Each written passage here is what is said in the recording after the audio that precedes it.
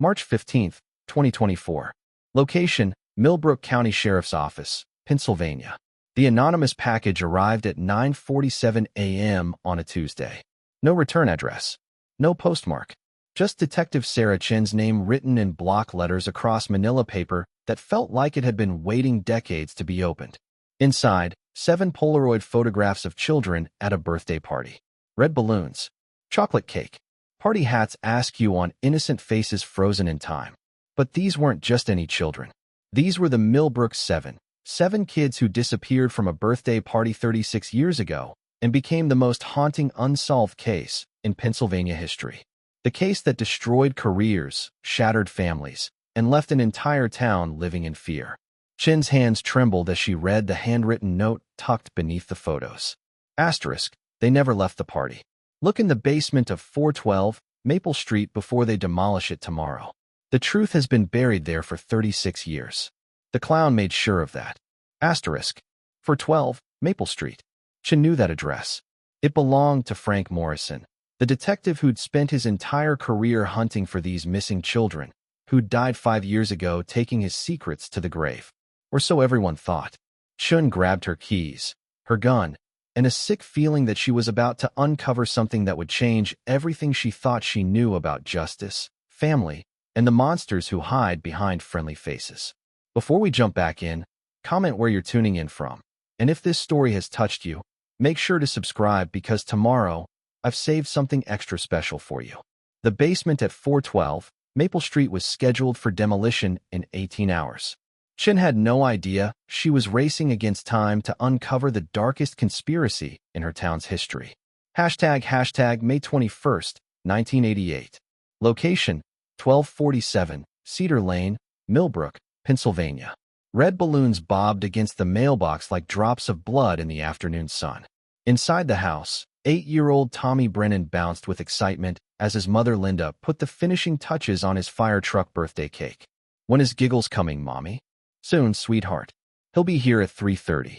Linda had found the clown's flyer 3 weeks earlier, pinned to the community center bulletin board between ads for yard sales and babysitters. Giggles the clown, making kids smile since 1985. The handwritten phone number at the bottom had been her first red flag. Most professional entertainers used printed materials. But Tommy's excitement had overruled her maternal instincts. By 4 p.m., she would realize that some instincts should never be ignored. The party started at 2 p.m. 7 children from Tommy's 3rd grade class arrived with wrapped presents and eager smiles. Sarah Martinez, Kevin Walsh, Amy Chun, Michael Torres, Jessica Brown, David Kim, and Lucy Foster. Along with birthday boy Tommy, 8 children total.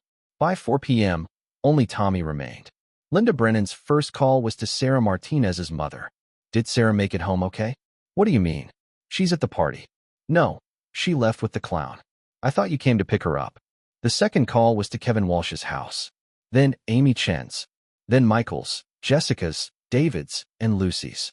None of the children had made it home. None of the parents had come to collect them.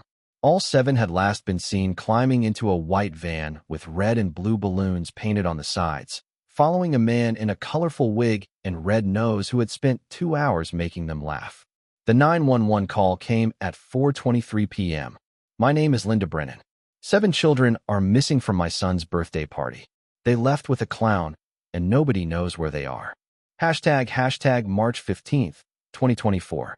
Location: 412 Maple Street, Millbrook, Pennsylvania. The Morrison house sat like a broken tooth among the well-maintained homes on Maple Street. Paint peeled from its weathered siding. Weeds choked the front yard. Windows stared blankly through boards and plywood. Chen used her flashlight to navigate the overgrown path to the side door. Her lockpicks made quick work of the old deadbolt, a skill learned from her father, a locksmith who'd taught her that every mystery had a key. The basement stairs creaked under her weight. The air below ground was thick and stale, filled with the smell of mildew and something else. Something organic and long dead. Her flashlight beam cut through the darkness, revealing a finished basement with paneled walls and orange carpet. Typical 1970s suburban design. But something was wrong with the proportions. The room felt smaller than it should. Chen began tapping the walls systematically, listening for hollow sounds. Behind the paneling on the east wall, she found it. The hidden room was small, maybe 8 feet by 10 feet. No windows. A single bare bulb hung from the ceiling, long since burned out. The walls were covered in children's drawings, crayon pictures of houses and families and dogs. And in the corner, 7 small sleeping bags arranged in a neat row. Each one contained a skeleton. Hashtag May 21st, 1988. Location, Millbrook Community Center, 6:15 p.m. Detective Frank Morrison had worked hundreds of cases, but missing children hit different. The community center buzzed with frantic energy, phones ringing, radios crackling, parents crying. 7 families destroyed in the span of 2 hours. "Tell me about this clown," Morrison said, sitting across from Linda Brennan. Her hands shook as she held a coffee cup, the liquid sloshing with each tremor. His flyer was on the bulletin board. I should have asked more questions, but Tommy was so excited. Linda's voice cracked. What kind of mother doesn't research a stranger coming to her child's party? Morrison had seen this self-blame before. Parents always found ways to make their children's disappearance their fault. "Mrs. Brennan, you did nothing wrong. Can you describe the phone call?" Pleasant voice. Professional. He asked Tommy's age, how many kids would attend. Linda paused, remembering. He asked which children had difficulties at home. Morrison's pen stopped moving. Difficulties? He said he liked to tailor his act to each child's needs. Make sure the shy ones felt included. Avoid triggering children from troubled families. Linda's eyes widened with realization. Oh God, he was choosing them, wasn't he? Morrison's partner, Detective Ray Kowalski, approached with a notepad. Bad news, Frank. The phone number on the flyer? Disconnected. Has been for months. What about the van? We got 3 different descriptions. White van with balloons. White van with no balloons. Blue van with writing on the side. You know how kids are with details.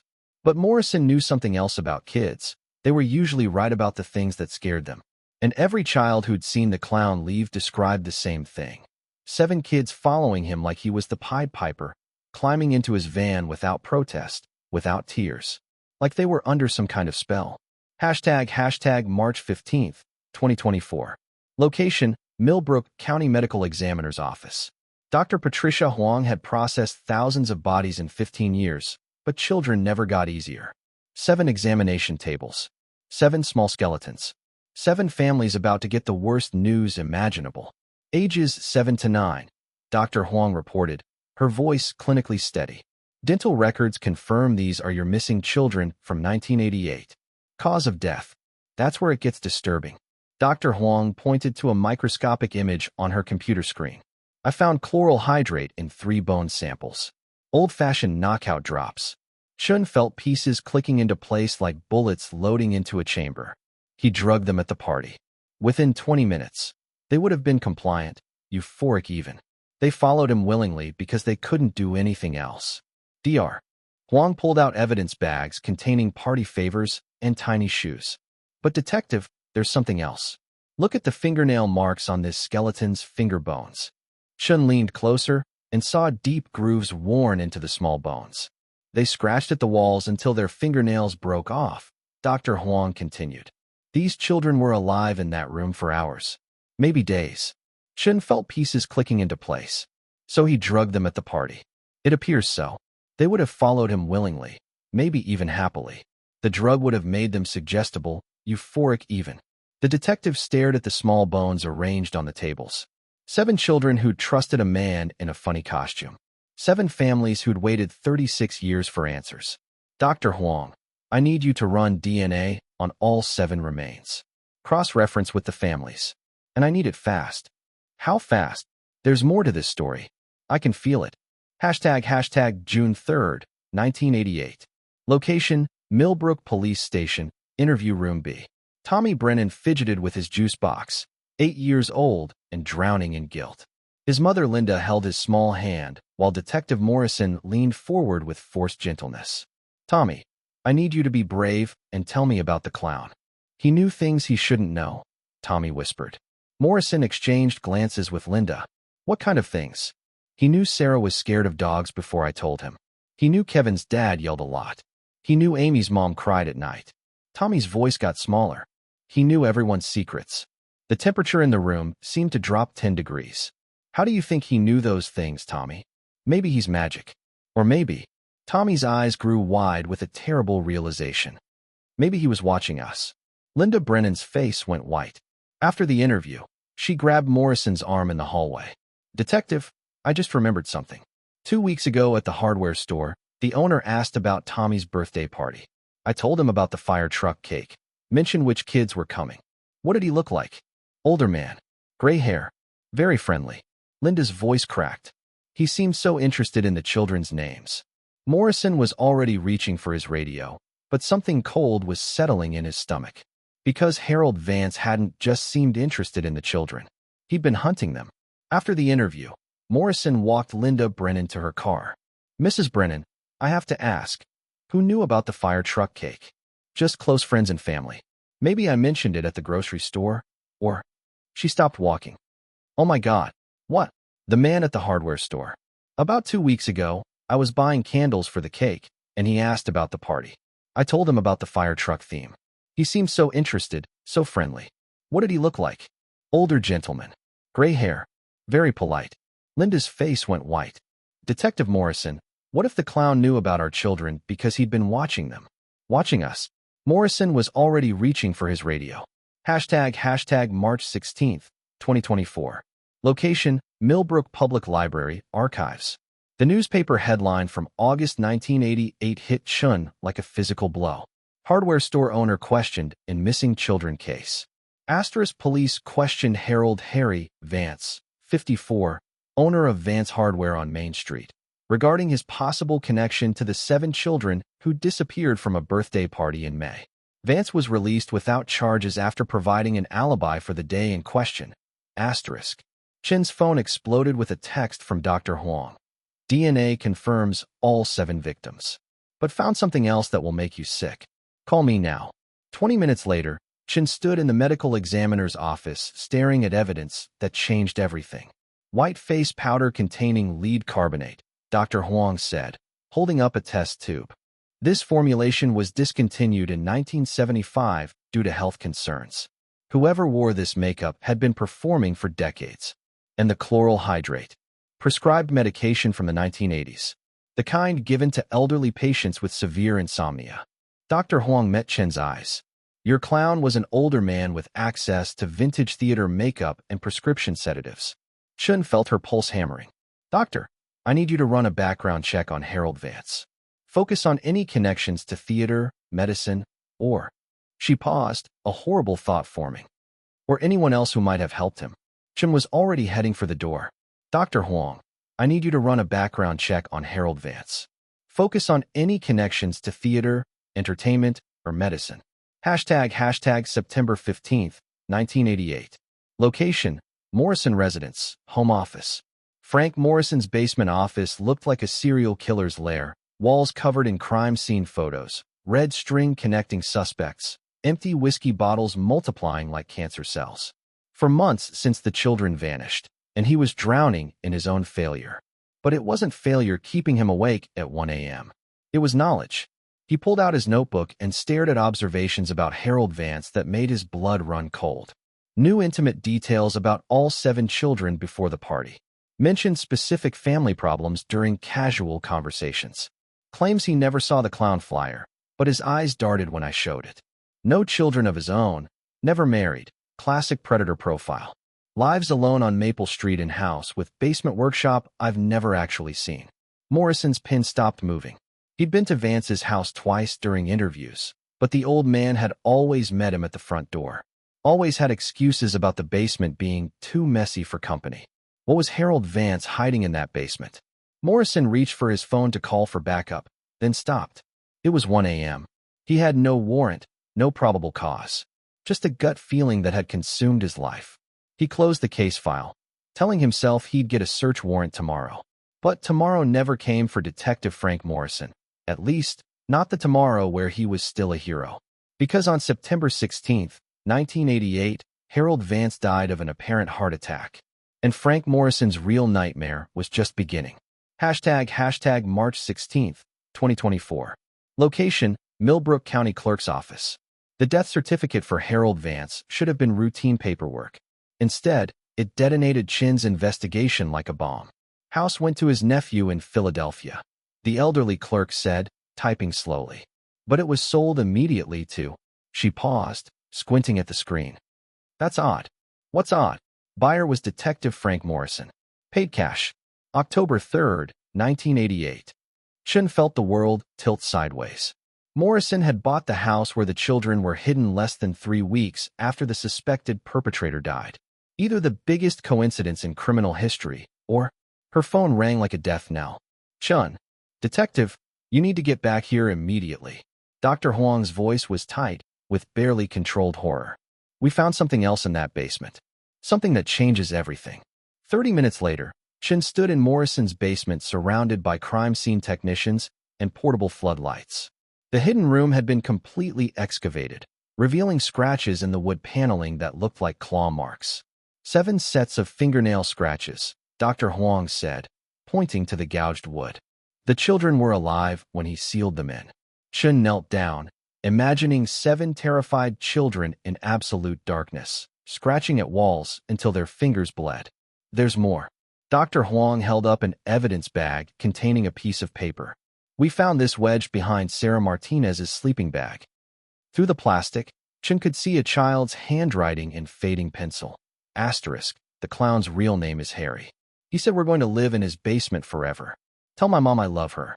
Sarah, asterisk. Chen's hands shook as she read the note. But it was Dr. Huang's next revelation that nearly broke her.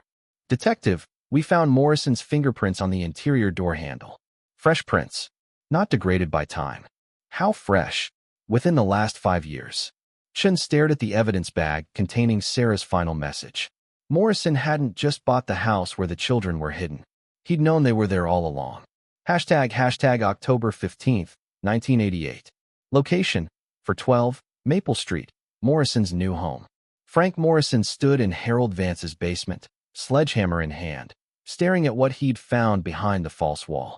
7 sleeping bags arranged like tiny coffins. 7 small skeletons that had once been laughing children at a birthday party. He should call it in. Let the families bury their babies. Close the case that was eating him alive. Instead, Morrison knelt beside Sarah Martinez's remains and read the penciled note still clutched in her skeletal fingers. Asterisk, tell my mom I love her. Asterisk. The truth hit him like a physical blow. Harold Vance hadn't been working alone. The birthday party had been too perfectly orchestrated, too well planned. Someone had provided inside information about the investigation. Someone close to the case. Morrison pulled out his cell phone and dialed. It rang twice before a familiar voice answered. Hello, Uncle Frank. Martin, we need to talk. The old man is dead, and I found the children. A long pause. Then, I know. I've been waiting for you to call. Jesus Christ, Martin. What did you two do? We saved them, Uncle Frank. Just like you said we should. Morrison's blood turned to ice. Because he remembered that conversation now. A drunken rant after a particularly brutal child abuse case about how some kids would be better off disappearing than staying with their families. He'd never meant for Martin to take him literally. Martin, where are you? I'm at the house, Uncle Frank. I've been cleaning up the basement, getting rid of evidence. But I saved something for you. Morrison could hear the smile in his nephew's voice, and it terrified him. What did you save? The recordings. Uncle Harry made tapes of everything. The planning, the abductions, the children's last words. He said someday you'd want to hear them. Morrison closed his eyes and made the choice that would define the rest of his life. Not the choice of a good cop seeking justice. The choice of a man protecting his family's darkest secret. Hashtag March 17th, 2024. Location, Millbrook Police Station, Interrogation Room A. Retired Detective Ray Kowalski looked like he'd aged 20 years in the last 24 hours. His hands shook as he set down his coffee cup, and his eyes couldn't meet Chen's. Ray, I need you to tell me about Frank Morrison's nephew. Martin. Kowalski's voice was barely a whisper. Sweet kid. Developmentally delayed, but harmless. Frank took care of him after his parents died. What kind of work did Martin do? Maintenance, mostly.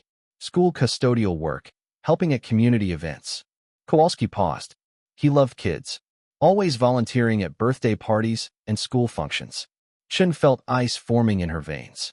Ray, I need you to think carefully. Did Frank ever mention anything strange about Martin's behavior around children? There was something. Kowalski's face crumpled. In 1995, Frank got real drunk at Murphy's bar. Started rambling about family loyalty, about protecting people you love even when they do terrible things. What exactly did he say? He said Martin had gotten confused about right and wrong, and that sometimes good people have to keep bad secrets to protect innocent families. Kowalski met Chen's eyes. At the time, I thought he was talking about Martin's learning disability. But now, Chen placed an old photograph on the table. Is this Martin? Kowalski stared at the image of a teenage boy with an eerily familiar face. Where did you get this? From Harold Vance's Personal Effects. It was taken in 1987. Jesus Christ. Kowalski's voice cracked. Martin worked part-time at Vance Hardware. They were close. Harold treated him like the son he never had. Chen leaned forward. Ray, I'm going to tell you something that's going to destroy you. Martin Morrison worked as a children's entertainer after 1988. He called himself Giggles the Clown. The coffee cup slipped from Kowalski's hands, shattering on the floor like his understanding of the world. That's impossible. Martin died in 2019. Natural causes. After 30 years of performing at children's birthday parties. Kowalski buried his face in his hands. Frank knew. Frank fucking knew his nephew was the clown, and he spent 36 years covering it up. Chen stared at the photograph of a teenage boy with an eerily familiar face. Martin had developmental delays. Kowalski continued. Sweet kid, but suggestible. Frank was like a father to him after Martin's parents died in a car crash. Where is Martin now? That's the thing, detective. Martin Morrison died in 2019. Natural causes. But before he died, he worked for 30 years as... Kowalski's voice trailed off. As what, Ray? As a children's entertainer. Birthday parties, school events. Called himself Giggles the Clown. Hashtag March 17th, 2024. Location, Philadelphia Social Services, Records Department. The drive to Philadelphia took Chen 2 hours, but the file she retrieved made the trip worthwhile. Martin Morrison's employment records painted a disturbing picture. From 1990 to 2019, Martin had worked for various entertainment companies under the stage name Giggles. His employers consistently described him as wonderful with children and completely trustworthy. Parents requested him specifically for birthday parties and school events. But buried in his medical records was a more troubling story. Martin had been prescribed chloral hydrate since childhood for severe sleep disorders. He'd also been treated for what doctors termed inappropriate social boundaries and difficulty distinguishing fantasy from reality. Chen found a photograph from a 1995 newspaper article about local entertainers. Martin Morrison stood in full clown regalia, surrounded by smiling children at a church picnic. Even through the makeup, Chen could see Harold Vance's eyes staring back at her. Her phone buzzed with a text message from an unknown number. Stop digging, or you'll find more than you bargained for. Chen stared at the message, then looked around the records office. She was alone except for an elderly clerk at the front desk. Another text arrived. Some secrets are buried for good reasons. Chen's hands were shaking as she forwarded the messages to the tech unit for tracing. Someone was watching her investigation. Someone who knew more than they were letting on. As she drove back to Millbrook, Chen couldn't shake the feeling that the Millbrook 7 case was far from over. Hashtag May 21st, 1988. Location, 1247, Cedar Lane. The birthday party, 3:47 p.m. The clown was cleaning up his tricks when Tommy Brennan approached him with a juice box. Mr. Giggles, why can't I come with the other kids? The man in the colorful wig and red nose knelt down to Tommy's eye level. Because, little birthday boy, you have to stay and help your mommy clean up. That's what good boys do. But I want to see your magic show in the van. The clown's smile never wavered, but something shifted behind his painted features. There's no magic show in the van, Tommy. We're just going for a little ride. Where are you taking them? Somewhere safe. Somewhere they can play forever and never have to grow up. Tommy watched through the front window as his 7 friends climbed into the white van with painted balloons. Sarah Martinez waved at him through the passenger window, her party hat slightly crooked. The clown took off his red nose and wiped sweat from his forehead, revealing an older man with kind eyes and gray hair. Tommy recognized him from somewhere. Maybe the hardware store where his dad bought nails and screws. Will they come back for my next birthday? Tommy asked. The clown replaced his nose and ruffled Tommy's hair. They'll always be at your birthday parties, Tommy. In here. He tapped his chest over his heart. Forever and always. As the van pulled away from Cedar Lane, Tommy noticed something the adults missed later. The clown wasn't driving. Someone else was behind the wheel, someone younger with dark hair. But when the police asked Tommy about it 3 hours later, he couldn't quite remember. The details felt fuzzy, like a dream that slips away when you try to hold on to it. Hashtag March 18th, 2024. Location, Chin's apartment, 2:30 a.m. Chin couldn't sleep. The threatening text messages had stopped after the tech unit traced them to a series of burner phones, but she couldn't shake the feeling of being watched. She spread the case files across her kitchen table and tried to piece together the timeline. Harold Vance, hardware store owner, possible groomer, died conveniently in 1988. Martin Morrison, developmentally delayed teenager, nephew to Detective Morrison, later became Giggles the Clown. Frank Morrison, lead detective who bought Vance's house and kept the children's bodies hidden for decades. But the pieces didn't fit together cleanly. If Martin was the clown who kidnapped the children, why was Harold Vance involved? If Frank Morrison found the bodies in 1988, why hide them instead of solving the case that was destroying his career? Chin's laptop chimed with an email from Dr. Huang. Found something else in the basement. Can you meet me at the morgue? It's important. At 3 a.m., Chin found herself back in the medical examiner's office, staring at a metal object Dr. Huang had extracted from the hidden room's walls. It's a recording device, Dr. Huang explained. Looks like 1980s technology. Battery died decades ago, but the tape inside might still be intact. Can we play it? I know someone who specializes in old audio equipment. But detective, Dr. Huang hesitated. Are you sure you want to hear what's on there? Chin stared at the small recorder, imagining 7 children's voices trapped inside for 36 years. Those families deserve to know what happened to their babies. Hashtag March 18th, 2024. Location, Philadelphia Electronics Restoration, 4 p.m. Eddie Kowalski, Ray's grandson, was a wizard with vintage electronics. His workshop smelled like solder and old components, cluttered with radios and tape players from decades past. This is going to take some time, Eddie said, examining the recorder. The tape mechanism is corroded, and I'll need to transfer everything to digital format. How long?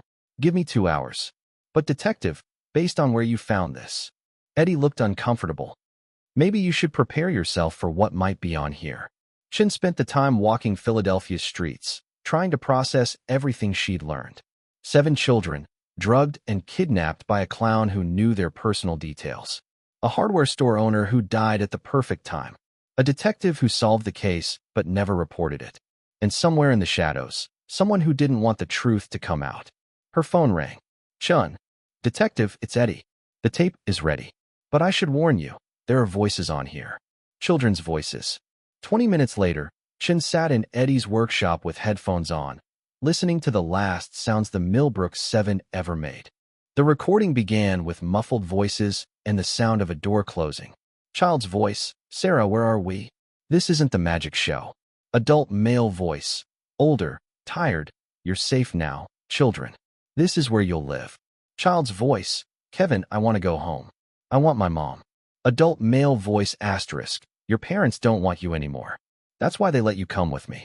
Child's voice, Amy, crying, that's not true. Adult male voice asterisk, shoo now. Uncle Harry has special medicine to help you sleep. When you wake up, everything will be better. The tape continued for 47 minutes. Chin listened to children crying, pleading, and eventually falling silent as the sedatives took effect. But it was the final conversation that made her blood run cold. Adult male voice, different, younger, Uncle Harry. What if someone comes looking for them? Harold Vance asterisk, they won't, Martin. No one saw us take them except the birthday boy, and he'll forget in time. Children always forget the things that frighten them. Martin Morrison asterisk, but Uncle Frank said he'd keep investigating until he found them. Harold Vance asterisk, your Uncle Frank is a good man, Martin. When the time is right, we'll tell him what happened. He'll understand that we saved these children from a cruel world. Martin Morrison asterisk, what if he doesn't understand? Harold Vance asterisk, then we'll make sure he never finds them. Some secrets are too important to share. Chin removed the headphones with shaking hands. The recording proved that Harold Vance and Martin Morrison had worked together to kidnap the children.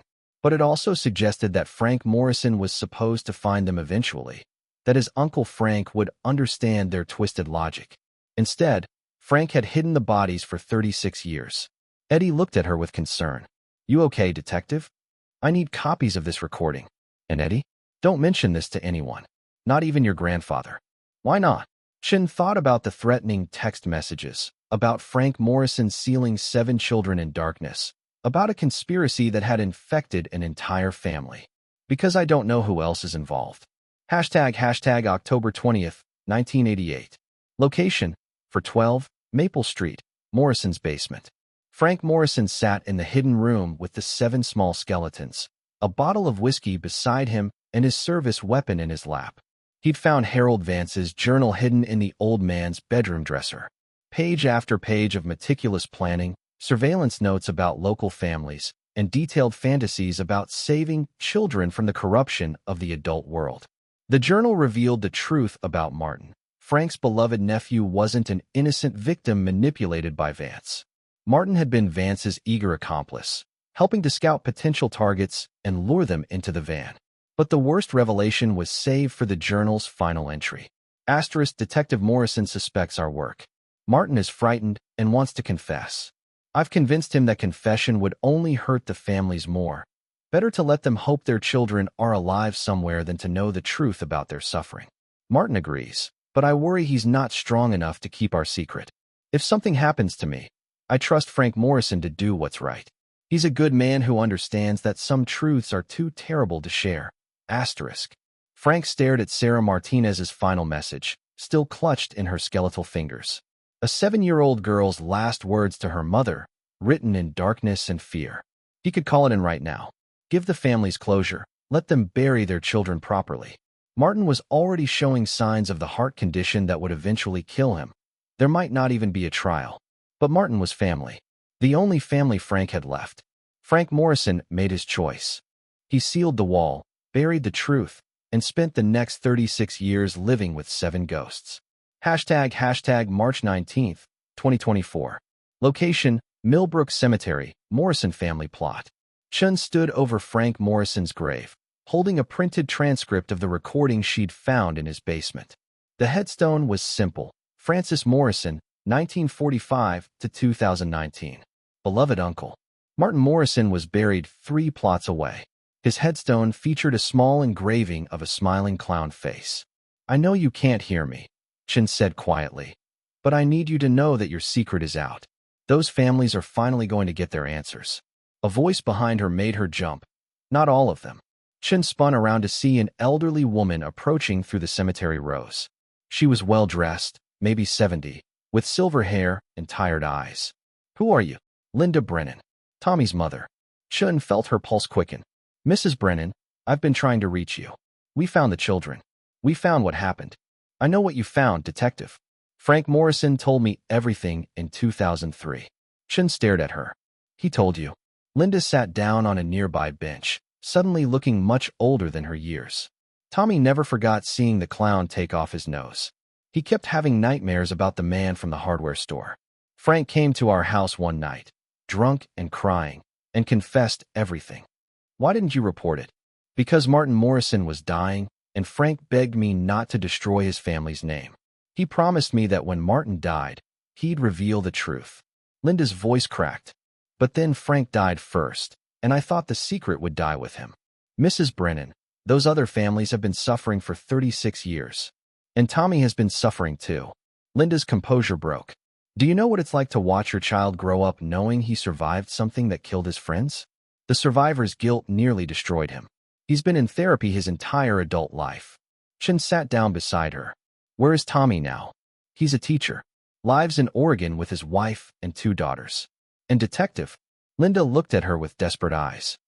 "He doesn't know that I know the truth. In his mind, his friends just disappeared, and he spent 40 years wondering why. The other families deserve closure. I know, and I'm not asking you to hide the truth forever. But please, let me tell Tommy first. Let me prepare him for what's coming." Chin thought about the 7 children who'd trusted a man in a clown suit, about the families who'd never stopped hoping, about a secret that had poisoned everyone it touched. You have 48 hours, Mrs. Brennan. Then I'm going public with everything. Hashtag March 21st, 2024. Location, Millbrook Community Center, press conference. The same room where Frank Morrison had set up his command post in 1988 was now filled with reporters, family members, and curious residents. Chin stood at a podium, looking out at faces that showed 36 years of accumulated grief. Maria Martinez sat in the front row, now a grandmother, but still carrying photos of 7-year-old Sarah. Kevin Walsh's parents, both in their 70s, held hands as they waited for answers they'd never stopped praying for. 36 years ago, 7 children disappeared from a birthday party on Cedar Lane. Chin began. Today, I can tell you that those children have been found, and their killer has been identified. The room erupted in whispers and gasps. Maria Martinez began crying silently. The man who took your children was Martin Morrison, who performed under the name Giggles the Clown. He was assisted by Harold Vance, owner of the local hardware store. Both men are deceased. Chin paused as the room filled with angry voices and questions shouted over one another. Please, let me finish. The children were found in a hidden room beneath a house on Maple Street. They appear to have died within hours of their disappearance. DNA testing has confirmed the identity of all 7 victims. Maria Martinez stood up shakily. Where have they been all this time? Chin had dreaded this question. Ma'am, I'm sorry to tell you that the location where your children were found was known to law enforcement, but the information was not acted upon. The room exploded. Reporters shouted questions while family members demanded answers. Through the chaos, Chin saw Tommy Brennan slip quietly through the back door, his face pale with recognition and guilt. The investigation is ongoing, Chin continued, raising her voice above the noise. We're working with federal authorities to determine if there were other victims, other locations. What I can tell you today is that your children have been found, and they're finally coming home. Hashtag March 22nd, 2024. Location, Sacred Heart Cemetery, new burial plot. 7 small caskets lay side by side under a gray Pennsylvania sky. The funeral was private, just family members, close friends, and a handful of investigators who'd worked the case over the decades. Chin stood at the back of the gathering, watching as Maria Martinez placed a teddy bear on Sarah's casket. Kevin Walsh's father, now using a walker, dropped a baseball card onto his son's grave. Each family had waited 36 years for this moment, and Chin could see both relief and renewed grief in their faces. Tommy Brennan approached her as the service ended. At 44, he still looked like the scared 8-year-old from the police photos, but his eyes held a different kind of pain now. Detective Chin, I wanted to thank you. You don't need to thank me, Mr. Brennan. Yes, I do. For 36 years, I've wondered if I could have saved them somehow. If I'd been braver, or smarter, or... Tommy's voice broke. My mother told me what really happened. That it was planned, that they were drugged, that there was nothing an 8-year-old could have done. Chun watched as the other families gathered around the graves, finally able to say goodbye to children who'd been frozen in time at ages 7 and 8. Mr. Brennan, can I ask you something? The day of the party, do you remember anything else about the clown? Anything that might help us understand how this happened? Tommy was quiet for a long moment. There's something I never told the police. When the clown was leaving with my friends, he looked back at me through the window. He wasn't smiling anymore. He looked sad, like he knew what he was doing was wrong, but couldn't stop himself. You think Martin Morrison felt guilty? I think he was sick, detective. And I think Harold Vance took advantage of that sickness. Tommy looked at the 7 graves. My mother showed me the pictures from the investigation. Martin looked just like me when he was young. Same hair, same build. I think Vance chose him first, groomed him, and then used him to get to other children. Chin felt pieces clicking into place. Harold Vance hadn't just been a predator. He'd been a predator who created other predators. Tommy, I need to ask you something difficult. In all your therapy, all your processing of what happened, have you ever remembered seeing Martin Morrison before the party? Tommy's face went white. Oh God, yes. He used to come to our school sometimes, helping with maintenance work. He was always so friendly with the kids, always asking about our hobbies and interests. When was this? Months before the party. Maybe even years. He knew us, detective. He knew all of us. Hashtag March 22nd, 2024. Location, Millbrook Elementary School, Principal's Office. Principal Janet Walsh, no relation to victim Kevin Walsh, had worked at the school for 40 years. She remembered Martin Morrison well. Martin was what we called a floater, she explained to Chun. He worked for the county maintenance department, filling in at various schools when they needed extra help. Sweet young man, maybe a little slow, but wonderful with children. How long did he work here? On and off from 1985 to 1990. He especially loved helping in the younger grades, kindergarten through third grade. Chun felt sick. Did he have access to student records? Not officially, but Principal Walsh looked uncomfortable. Martin was very helpful. Teachers trusted him. If he offered to file papers or organize records, no one thought twice about it. So he could have learned personal details about the children. Their addresses, their parents' names, their interests and hobbies. Martin made it a point to remember what each child liked. We thought it was sweet. Chun thought about Harold Vance's journal, filled with surveillance notes about local families. Did Martin ever talk about his Uncle Harold? Oh yes, he adored Mr. Vance. Harold would sometimes pick Martin up from work, and they'd always stop to chat with teachers in the parking lot. Very friendly man, always asking about our students' families. The picture was becoming clearer. Harold Vance and Martin Morrison hadn't just targeted the children randomly. They'd spent years gathering intelligence, learning routines, identifying the most vulnerable targets. Principal Walsh, I need you to pull all employment records for Martin Morrison. And I need a list of every child who was in kindergarten through third grade during his time here. Detective, why do you need? The principal stopped, understanding dawning on her face. Oh my God, you think there were others. Hashtag March 23rd, 2024. Location, FBI Field Office, Philadelphia, Conference Room. Special Agent Rebecca Torres had worked child abduction cases for 15 years, but the Millbrook 7 files made her stomach turn. She spread crime scene photos across the conference table as Chun briefed her on the investigation.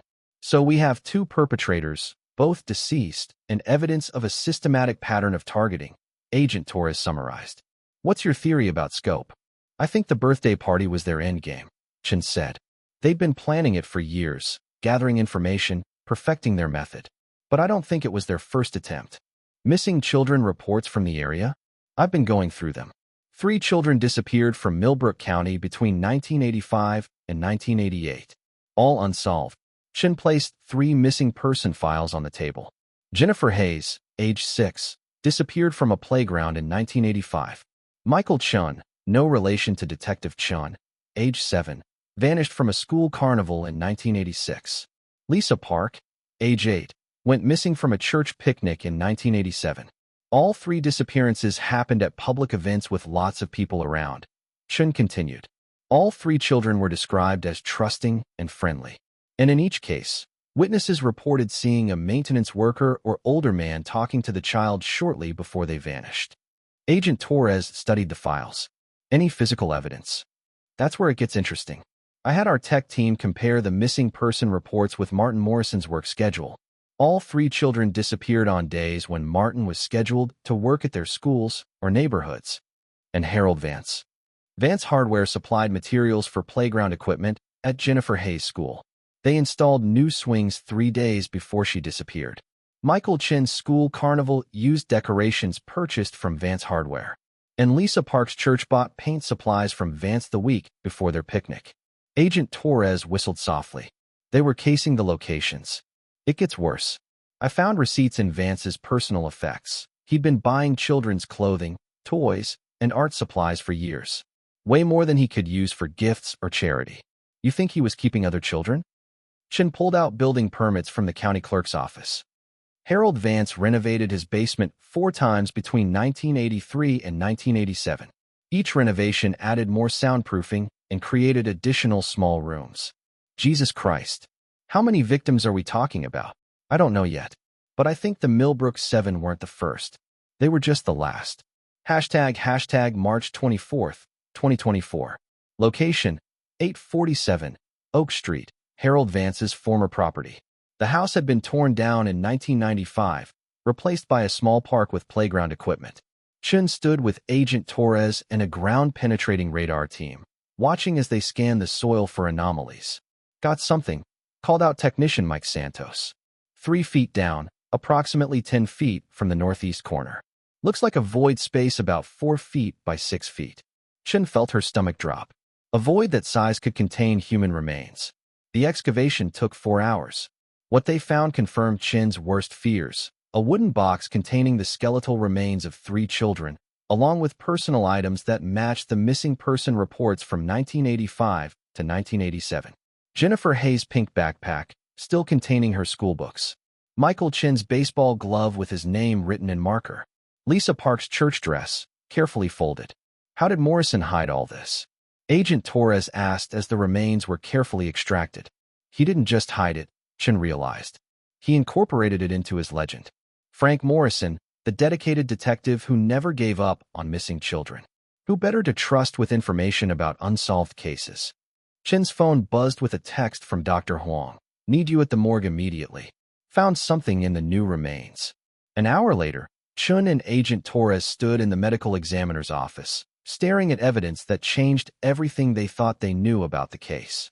The children from Vance's property show signs of long-term captivity, Dr. Huang explained. Healed fractures, evidence of malnutrition, growth stunting consistent with prolonged confinement. How long? Based on bone development and isotope analysis, I'd estimate they were held for 18 to 24 months before death. Agent Torres grabbed Chen's arm. If Vance was keeping children alive for months or years, feeding them, caring for them in some twisted way, then the Millbrook 7 weren't supposed to die quickly, Chen finished. Something went wrong. Chen thought about Harold Vance's sudden heart attack in September 1988, just 4 months after the birthday party kidnapping. Agent Torres, what if Vance died before he could set up proper care for the 7 children? What if they were sealed in that room and left to die slowly because their captor was dead? That would mean Martin Morrison knew where they were, but was too mentally impaired to care for them properly, or too terrified to go back to the house after his uncle died. Chen stared at the evidence bags containing 36-year-old toys and clothing. 10 children total. A decade of systematic abduction and murder, covered up by a detective who chose family loyalty over justice. Dr. Huang, how long until you have DNA results on these 3? 24 hours. Agent Torres, we need to expand this investigation. If Vance and Morrison were active from 1985 to 1988, there could be more victims. Other locations. Maybe even surviving victims who escaped or were released. As they left the morgue, Chen couldn't shake the feeling that they'd only scratched the surface of Harold Vance's crimes. 10 children found. But how many more were still missing? Hashtag March 25th, 2024. Location, Chen's office, 11:30 p.m. Chen had been staring at missing person reports for 14 hours straight. Her desk was covered with files dating back to 1980, each one representing a child who'd vanished without a trace from eastern Pennsylvania. The pattern was becoming clear. Every 18 to 24 months, Harold Vance would renovate part of his property. And within 6 months of each renovation, a child would disappear from somewhere Vance Hardware had recently done business. 1981, basement soundproofing. Timothy Walsh, age 7, vanished from summer camp. 1983, additional basement room added. Mary Foster, age 6, disappeared from school playground. 1985, electrical work in basement. Jennifer Hayes, as they'd already discovered.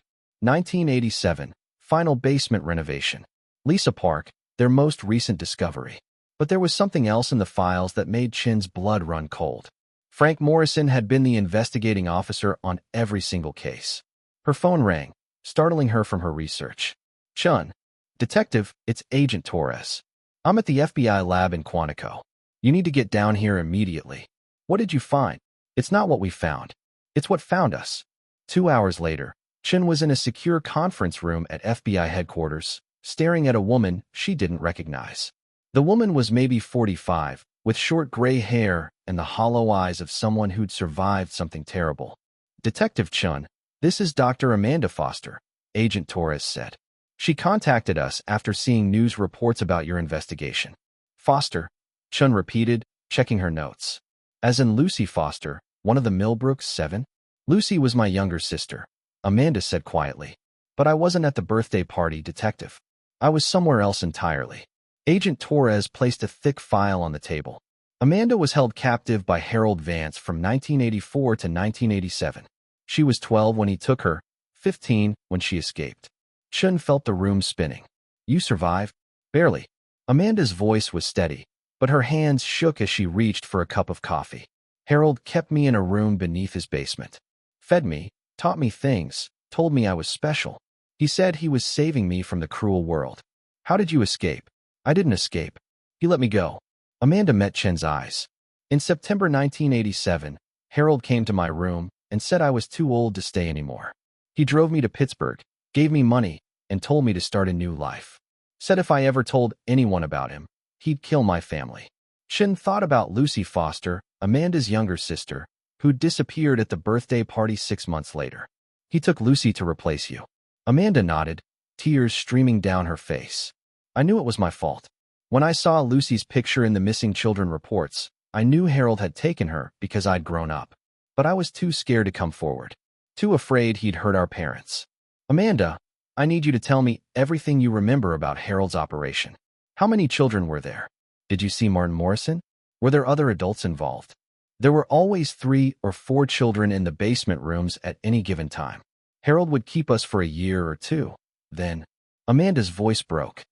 Then they would disappear, and new children would arrive. What happened to the ones who disappeared? I thought he was moving them to other families, like he told us. But now I know he was killing them. Amanda pulled out a worn notebook. I kept a diary the whole time I was there. Names, dates, everything I could remember. Chen opened the notebook and saw pages of careful handwriting documenting a horror that had lasted for years. Asterisk March 1985. New girl arrived. Says her name is Jennifer. About 6 years old. Very scared. Asterisk. Asterisk August 1985. Jennifer is gone. Harold says she went to live with a nice family in California. Asterisk. Asterisk October 1985. Boy named Michael arrived. Cries for his mother every night. Asterisk. Asterisk January 1987. Michael is gone.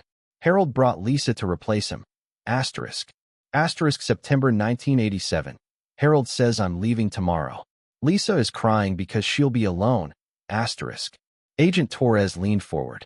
Amanda, did you ever see Detective Frank Morrison at the house? Uncle Frank? Yes, he came by sometimes for dinner. Harold always made us stay in the basement when he visited, but I could hear them talking upstairs. Chen's pen stopped moving. Uncle Frank, that's what Harold called him. Said Frank was like family, that he understood their special work with children.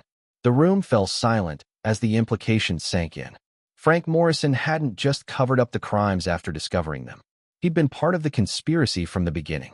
Amanda, Chen said carefully, I need you to think back to those dinners.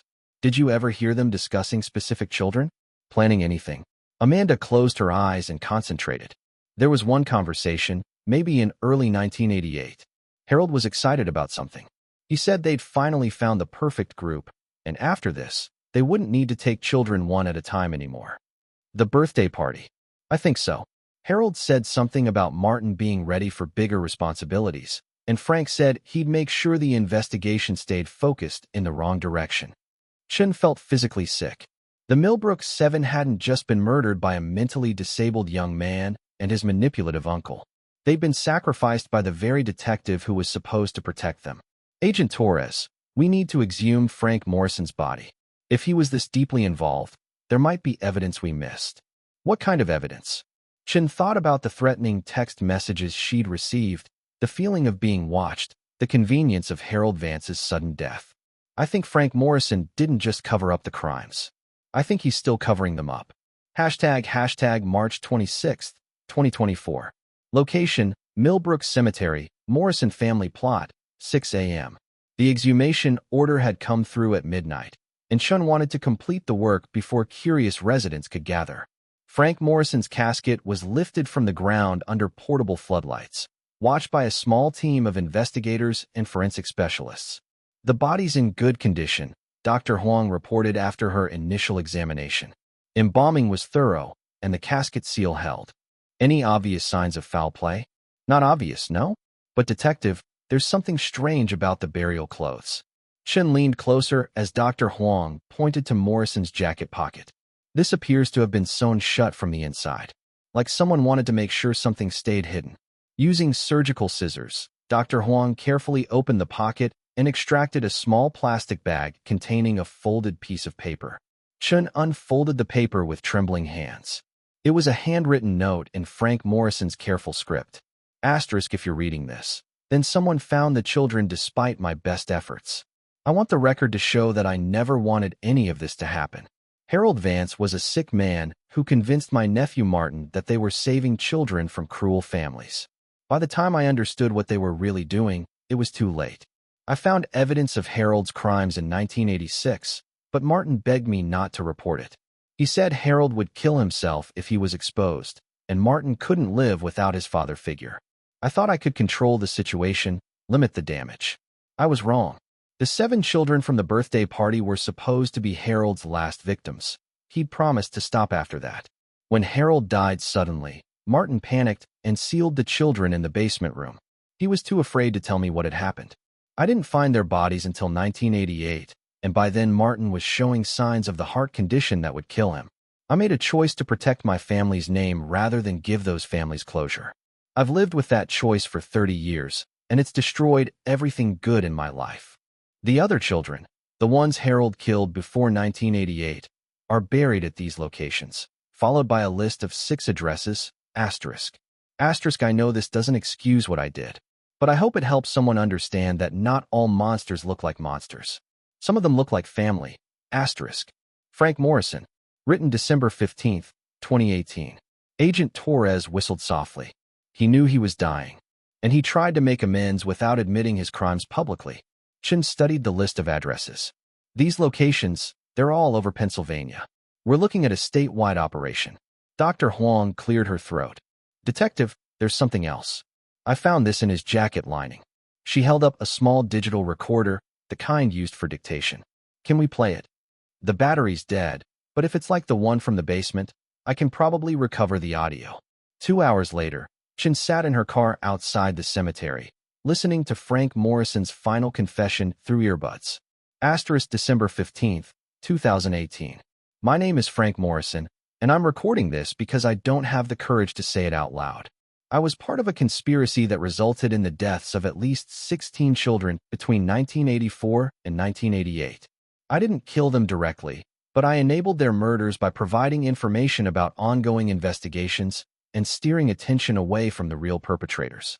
Harold Vance was the mastermind. He identified vulnerable children and manipulated my nephew Martin into helping with abductions. My role was to ensure the investigations failed. I falsified evidence, ignored witnesses, and created false leads that sent other detectives in the wrong direction. The worst part is that I convinced myself I was protecting Martin, who was mentally disabled and easily manipulated. But the truth is, I was protecting myself, my reputation, my career, my place in the community. I let 16 children die to preserve my image as a good cop. I'm dying now, liver cancer, maybe 6 months left, and I can't take this secret to my grave. But I also can't face the families I've failed, or watch my nephew's memory be destroyed by the truth. So I'm leaving this recording and a written confession where they'll be found after my death. Maybe someone braver than me will give those families the closure they deserve. The addresses I've listed contain the remains of children Harold killed before the birthday party incident. I helped him choose the burial sites, remote locations where development was unlikely. I thought I was helping him hide evidence, but I was really helping him continue his crimes. Martin Morrison died in 2019, still believing he'd been saving children from cruel families. Harold Vance died believing he was a humanitarian. Only I knew the truth about what we'd done, and I chose silence over justice. If there's a hell, I know where I'm going. But maybe this recording can help send me there with a slightly cleaner conscience. Asterisk. The recording ended, leaving Chun sitting in silence as morning traffic began moving through Millbrook's quiet streets. 16 children. Not 10, not 7. 16 lives stolen by a conspiracy that included the very detective who was supposed to find them. Chun's phone buzzed with a text from Agent Torres. DNA results came back on the 3 from Vance's property. Positive match for Jennifer Hayes, Michael Chun, and Lisa Park. We're looking at coordinated recovery operations at 6 more sites. This is going to be the biggest child murder case in Pennsylvania history. Chin started her car and headed for the FBI field office.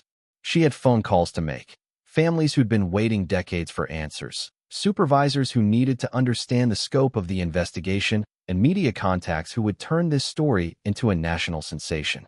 But first, she had to call Tommy Brennan and tell him that his survival guilt was about to get much, much worse. Hashtag March 27th, 2024. Location, Portland, Oregon, Tommy Brennan's home. Chin stood on the front porch of a modest two-story house, watching through the window as Tommy Brennan helped his daughters with homework at the kitchen table. She'd flown across the country to deliver this news in person, knowing that a phone call wouldn't be enough. Tommy opened the door with a smile that faded when he saw her expression. "Detective Chin, what are you doing here?" "Mr. Brennan, I need to speak with you privately. It's about the investigation." Tommy's wife, Carol, appeared behind him with concern written across her face. "Is everything okay? Carol, why don't you take the girls upstairs for a bit?" Tommy said quietly. "Detective Chun and I need to talk." When they were alone in the living room, Chin pulled out her tablet and showed Tommy the photos from Frank Morrison's property excavations. "We found more children, Tommy. A lot more." Tommy stared at the images in silence, his face growing pale. "How many?" 16 confirmed victims between 1984 and 1988. Your 7 friends from the party were the last ones. Jesus Christ. Tommy sank into his chair. 16 children. Chin showed him Frank Morrison's confession letter. "Tommy, I need you to read this. It's going to be difficult, but you need to understand what really happened." As Tommy read, Chin watched his expression change from shock to horror to something darker. "Frank Morrison was part of it," he said finally. "The detective who investigated my friend's disappearance was helping the people who killed them. It appears so." Tommy was quiet for a long moment, processing the information. When he spoke again, his voice was barely above a whisper. "Detective Chun, there's something I never told anyone. Not my parents, not my therapist, not my wife." "What is it?" "The night before my birthday party, Detective Morrison came to our house. He said he wanted to ask me some questions about my friends, who was coming to the party, what kinds of games we liked to play, whether any of my friends were having problems at home." Chin felt ice forming in her stomach. "What did you tell him?" "Everything. I was 8 years old, and a police detective was asking me questions. I told him Sarah was afraid of dogs. Kevin collected baseball cards. Amy wanted to be a teacher. I told him which kids had mean parents and which ones were happy." Tommy's voice broke. "I gave him a shopping list of victims." "Tommy, you were a child. You couldn't have known." "But I did know." Tommy stood up and began pacing. "Even at 8, I knew something was wrong about that conversation. Morrison asked too many personal questions, took too many notes. But I told myself he was just being thorough." Chin thought about Harold Vance's journal, filled with detailed information about local children and their families. "Tommy, this wasn't your fault. Morrison was a trained investigator who manipulated you into providing information. Was I the only one?" Chin hesitated, then showed him Amanda Foster's diary entries. "We found evidence that Morrison interviewed several children in the months before each abduction. He was systematically gathering intelligence." Tommy read Amanda's notebook with shaking hands. "Look at this entry from February 1988. She wrote that Harold seemed excited about getting information from Uncle Frank's little helper. That was me. I was the little helper who provided targeting information for my friend's murders." "Tommy, no, detective. Don't try to make me feel better about this. 16 children are dead, and I helped kill them." Tommy walked to the window and stared out at his daughter's bicycles on the front lawn. "How do I tell Carol about this? How do I explain to my girls that their father is responsible for the deaths of 16 children?" Chin stood up and placed a hand on his shoulder.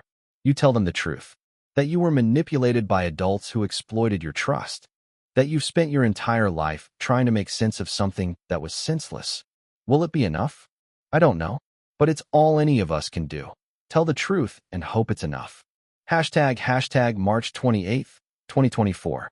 Location, CNN Studios, Atlanta, live interview. Chin sat across from news anchor Anderson Cooper, the studio lights hot against her face.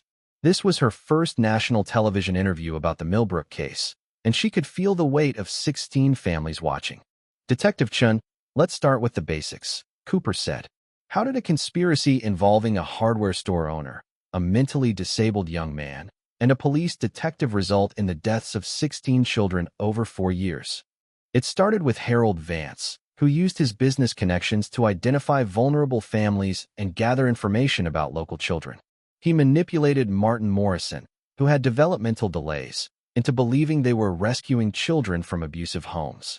And he corrupted Detective Frank Morrison by exploiting his family loyalty and professional ambitions. But Detective Morrison was supposed to be investigating these disappearances. How could he participate in covering them up? Chen had been dreading this question.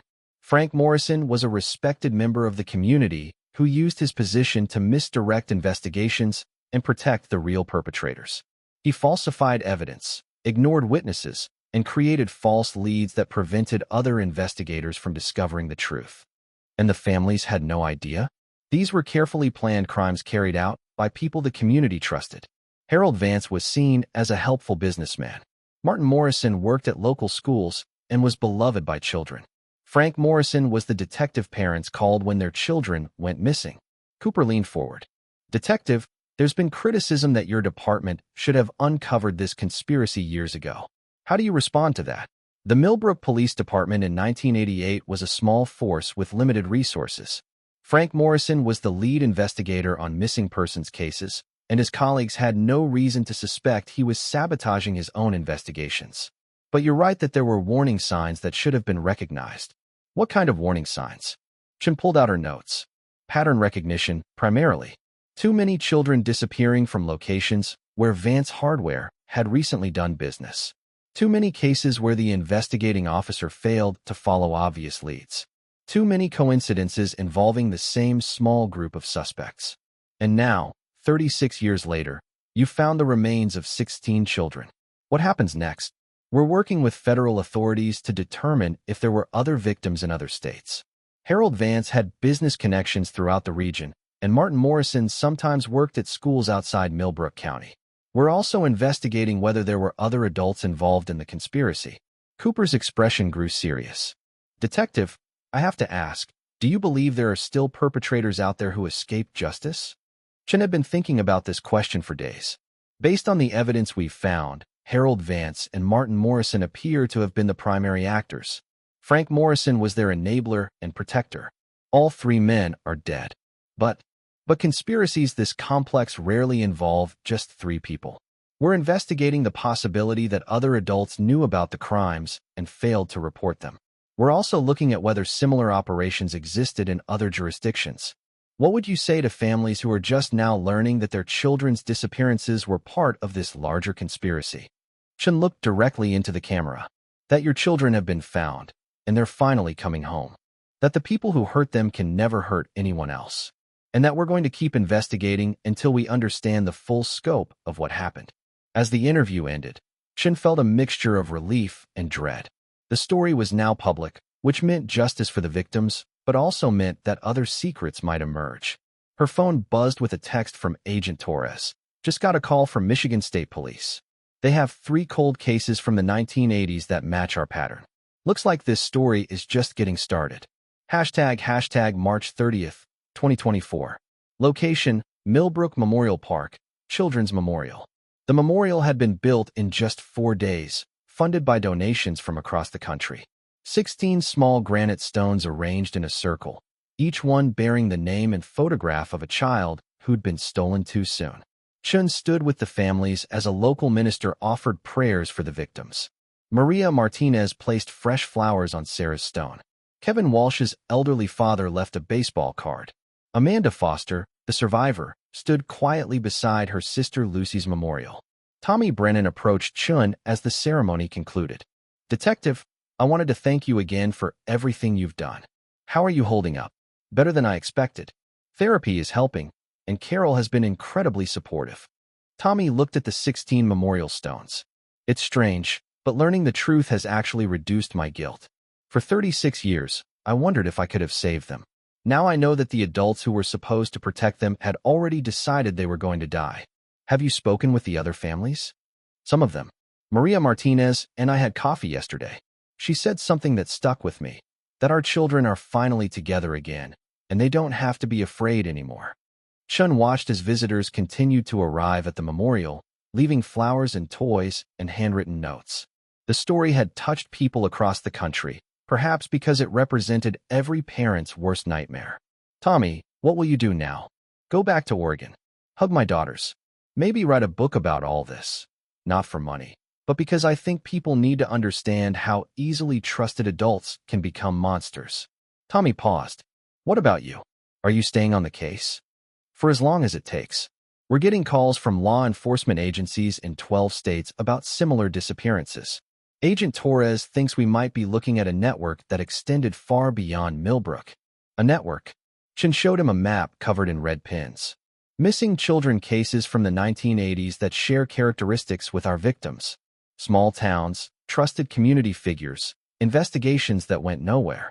It's possible that Harold Vance wasn't unique, that there were other predators using similar methods.